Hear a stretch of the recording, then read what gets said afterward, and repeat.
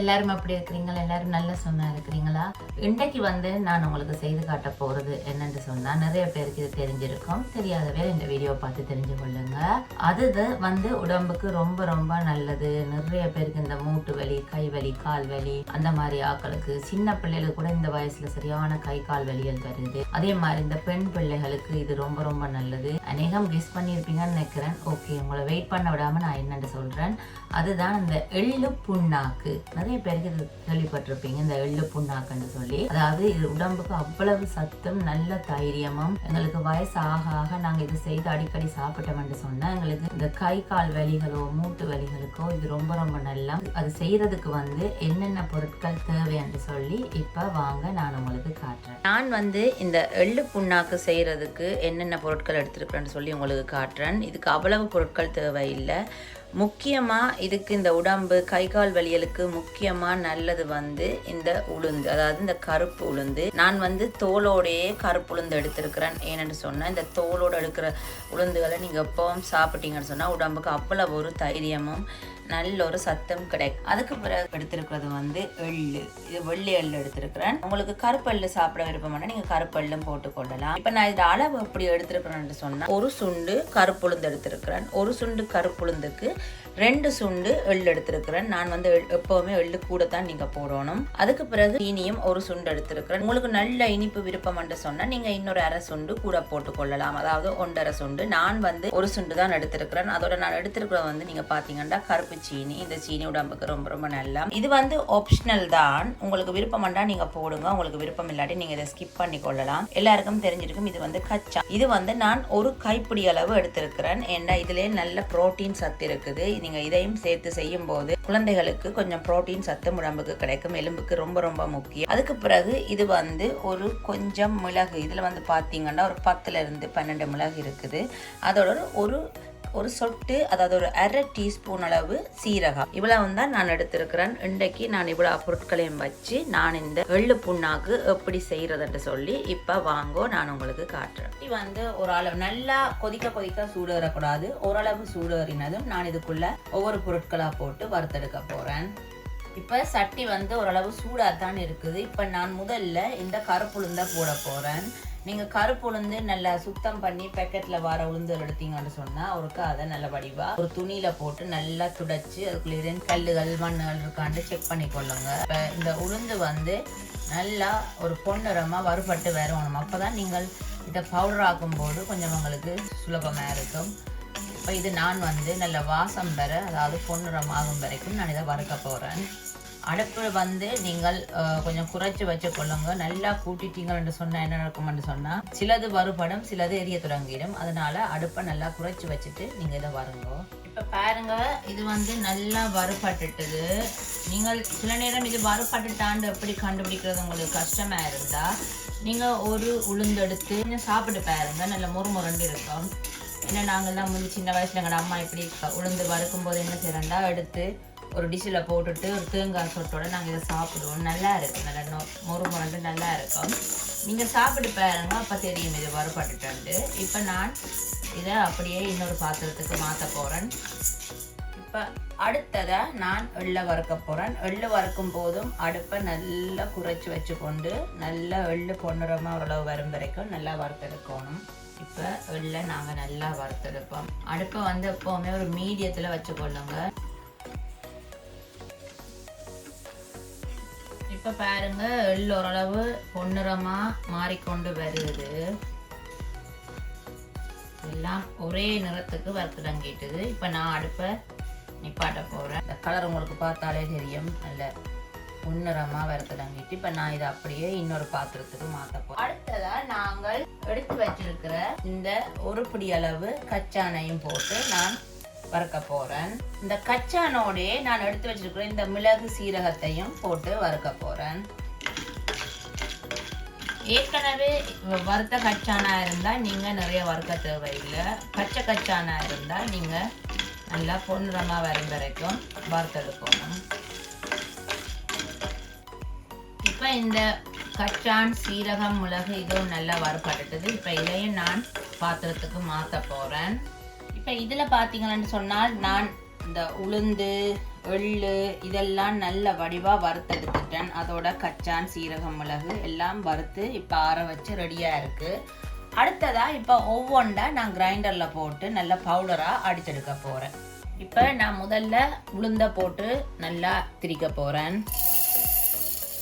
இப்போ நான் கிரைண்டரில் அடித்து கொண்டு எடுத்து வந்திருக்கிறேன். பாருங்க எப்படி வந்திருக்கண்டு, சூப்பராக இருக்குது. அதாவது அந்த தோலோட திரிக்கும் போது அதை கலரை பாருங்க அவ்வளோ நல்ல ஒரு பவுடராக வந்திருக்கு. அவ்வளோத்துக்கு நல்லா வறுக்கணும். வறுத்து திரிக்கும் போது நல்ல கிரைண்டர் இருந்தால் உங்களுக்கு நல்ல மாவாக அரைப்பட்டு வந்திருக்கும். இப்போ அடுத்ததாக நான் எள்ளையும் கச்சானையும் அடிக்க போகிறேன்.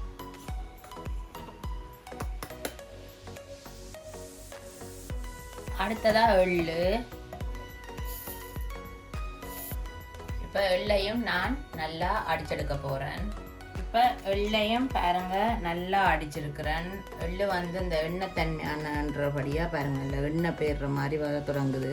இதை நான் இன்னொருக்கா அடிச்சேன்னு சொன்னால் நல்ல எண்ணெய் மாதிரி வந்துடும். இப்போ நான் என்ன செய்ய போகிறேன், இன்னொரு காலம் ஒருக்கா அடிக்க போகிறேன். பாருங்க நான் இன்னொரு சுத்த விட்டேன். நான் நல்லா திரண்டு வந்துட்டுது. அந்த எள்ளில் இருக்கிற அந்த எண்ணெய் எல்லாம் கொஞ்சம் வெளியே வர தொடங்கிட்டுது. இப்போ நான் வந்து இந்த அடித்து வச்சிருக்கிற இந்த உளுத்தம் மாக்குள்ள இந்த அடித்த எள்ளு கிளவையும் போட போகிறேன்.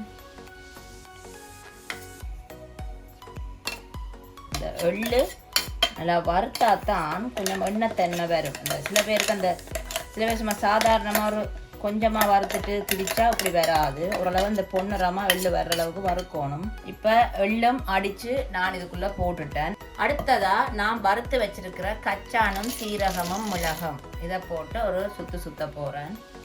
இப்போ நான் கச்சானை அரைச்சி கொண்டு வந்துட்டேன். இப்போ என்ன செய்ய போகிறேன்னு இந்த கச்சானுக்குள்ளேயே நான் எடுத்து வச்சிருக்கிற இந்த சீனியை போட்டு அடிக்க போகிறேன். இந்த சீனி கொஞ்சம் பெருசாக இருந்தால் நீங்கள் கிரைண்டரில் போட்டு கொஞ்சம் ஒரு சுற்றுனீங்கன்னா நல்லா. இப்போ சீனியை அடித்து கொண்டு வருவோம்.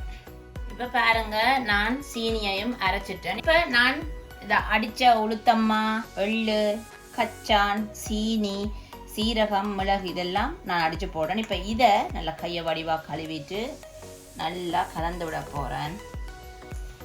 சில பேர் என்ன செய்கிறேன்டா, எங்களோட அம்மா சொல்லுவா ஊரில் திரும்ப நாங்கள் இது எல்லாத்தையும் ஒரு உரலில் போட்டு திரும்ப இடிக்கும் போது என்ன நடக்கும்னா அந்த எண்ணெய் கசிய தொடங்கும், அந்த எண்ணெய் பிரிய தொடங்கும். பட் நான் இது ஒரு சுலபமான முறையில் உங்களுக்கு செய்து காட்டுறேன்.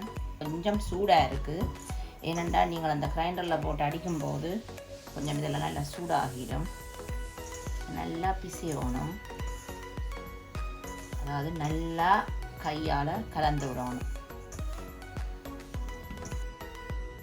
இப்போ இதை நான் கையால் நல்லா கலந்து விட்டுட்டேன். ஆனால் இப்போ அடுத்ததாக நான் என்ன செய்ய போறேன்னால் கொஞ்சம் கொதிக்க சுடுதண்ணி அதை இதில் கொஞ்சம் கொஞ்சமாக விட்டு இதற்கா நல்லா கலந்து விட போகிறேன். நிறைய ஒரேடிக்கே ஊற்றிடக்கூடாது, கொஞ்சம் கொஞ்சமாக.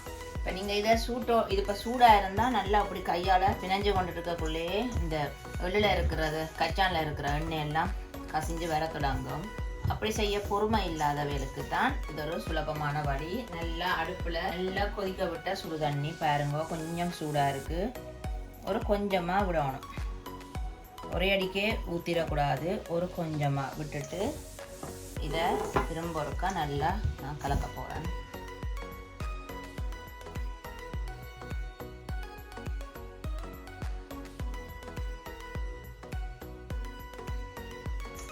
அவ்வளோதான். இனி பார்த்தீங்கன்னா இனி இதுக்கு தண்ணி விட தேவையில்லை. இப்போ நான் இதை ஒவ்வொரு சின்ன உருண்டைகளாக உருட்ட தொடங்க போகிறேன். இந்த கலரே செமையாக உருட்டும் போது எனக்கு தெரியுது அந்த எண்ணெய் கசிகிற ஒரு உணர்வு இதில் தெரியுது பாருங்க. இல்லை எண்ணெய் வரப்போகுது. இதில் அப்படி உருட்டும் போது இப்படி எண்ணெய் வரணும். அப்போ தான் இந்த பதம் சரியாக இருக்கும். இந்த கலரே சும்மா சூப்பராக இருக்குது. உங்களுக்கு தெரியுதா? இந்த பாருங்க இந்த எண்ணெய் இப்படி பிரிஞ்சு வருதுண்டு பாருங்க. இப்படி இதே மாதிரி நான் எல்லா உருண்டைகளையும் உருட்டிட்டு நான் உங்களுக்கு கடைசியில் காட்டுறேன்.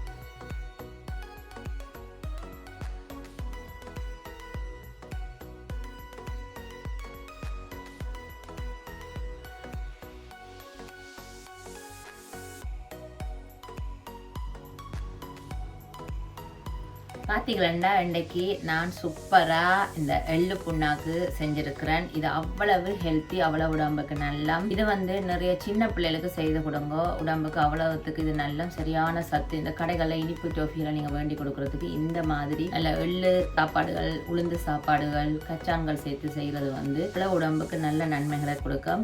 இன்றைக்கு நான் செய்து காட்டின இந்த எள்ளு புண்ணாக்கு உங்களுக்கு பிடிச்சிருந்தா நீங்களும் வீட்டை கட்டாயம் செய்து பார்த்துட்டு மறக்காமல் எனக்கு எப்படி வந்தேன்னு கமெண்ட்டில் சொல்லுங்கள். அதே போல் எனக்கு நிறைய பேர் சப்போர்ட் பண்ணி சப்ஸ்கிரைப் பண்ணியிருக்கிறீங்க. உங்கள் எல்லாருக்குமே ரொம்ப ரொம்ப நன்றி. நான் இதே மாதிரி நல்ல வித்தியாசமான நல்ல உடம்புக்கு நல்ல சத்தான சாப்பாட்டோட நான் உங்களை சந்திக்கிறேன். வேறு என்ன ஃப்ரெண்ட்ஸ், இன்றைக்கு நான் இதை போய் நல்ல 2 சாப்பிட போகிறேன். இது 2க்கு மேலே சாப்பிடக்கூடாதுன்னு சொல்கிறவையல். ஸோ இப்போ நான் போயிட்டு 2 எள்ளு புண்ணாக்கு சாப்பிட போகிறேன். நீங்களும் வீட்டை செய்து சாப்பிட்டு பாருங்க. ஓகே ஃப்ரெண்ட்ஸ், நான் இன்னொரு நல்ல ஒரு வித்தியாசமான வீடியோ உங்களை சந்திக்கிறேன். அது வரைக்கும் பாய்.